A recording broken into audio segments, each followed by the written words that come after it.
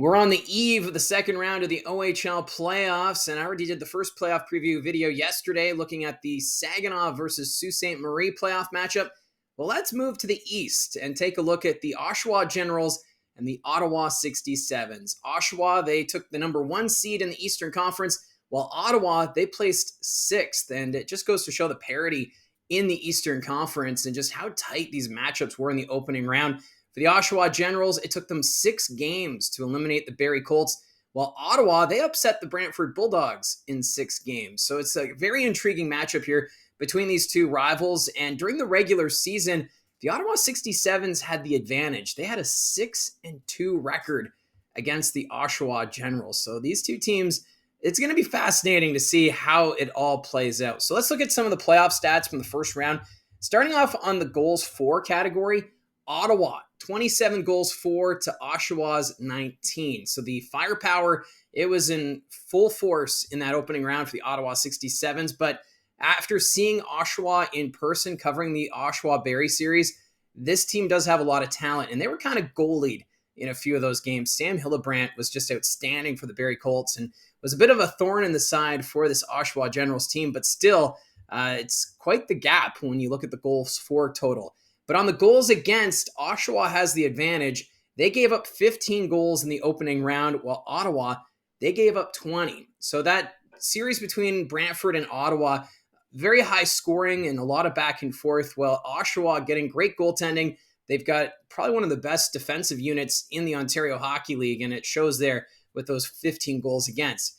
Moving to specialty teams, Ottawa, they were 4 for 20 on the man advantage in the opening round, while Oshawa 7-23. So the Oshawa Generals power play, it was clicking at times, but as the series progressed, the Barrie Colts seemed to figure out how to slow down the Oshawa Generals. And Matthew Buckley, he had 3 power play goals in that opening series. He has an incredible shot. It's kind of like what you expect from Ovechkin on the Washington Capitals. He has that one spot, and he likes to fire that one-timer. So the power play, it is lethal for the Oshawa Generals, and for Ottawa, they're going to want to improve on that man advantage. On the penalty kill, 72% success for the Ottawa 67s, while Oshawa's penalty kill unit doing a great job, 88.5%. So specialty teams, I think you can kind of give the edge to the Oshawa Generals going into this series. The top scorers in the opening round, starting off the Ottawa 67s, Jack Dever. He had a great series against Brantford. 2 goals, 6 assists, good for 8 points. He leads Ottawa in scoring at this moment. Second in scoring, Samuel Mayich. He was picked up from Peterborough at the OHL trade deadline. He had 4 goals, 3 assists, good for 7 points. Mayich, a great player on that back end, brings incredible experience. And I think for Ottawa to advance, they're probably going to want to tap into that experience from Samuel Mayich. Third in scoring, Luca Pinelli, 4 goals, 2 assists, 6 points. Pinelli, he was top 3 in goal scoring during the regular season, so really no surprise to see him getting 4 goals in that opening round against Brantford. Then you have Bradley Horner. He had a great series, 3 goals, 2 assists, good for 5 points. And fifth in scoring, Braden Kressler, 3 goals, 2 assists, good for 5 points. And of course, Kressler, a big pickup from the Flint Firebirds at the OHL trade deadline. Top goaltender in that series for Ottawa, Colin McKenzie, appeared in all 6 games. He has a goals against average of 3.10 and a .902 save percentage. So there were question marks going into the playoffs about McKenzie's health, but he showed in the first round that he is ready to go, and he was spectacular for Ottawa in that opening round. Shifting to the Oshawa Generals, their top 5 scorers in the playoffs, Callum Ritchie, 1 goal, 7 assists, good for 8 points. He is a great setup player for this Oshawa Generals team, and you kind of figure it's only a matter of time before those pucks start going in the nets. We'll see if he can add to those totals in the second round against Ottawa. Dylan Robrick, he is a beast. 3 goals, 4 assists, good for 7 points. He's a player that just parks himself in front of the net and creates problems there when Oshawa has the power play. And his one-timer, it's a cannon. So the Ottawa 67s may have their hands full if they don't stay out of the penalty box.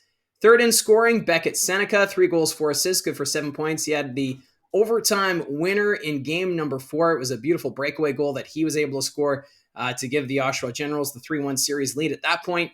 Connor Lockhart, a goal and 5 assists, good for 6 points. Another former Peterborough Pete, He's a feisty one. He brings that sandpaper to the lineup, and he'll be ready for this series, I'm sure.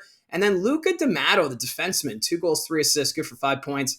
I was really impressed in the first round with the play of Luca D'Amato. He was all over the ice.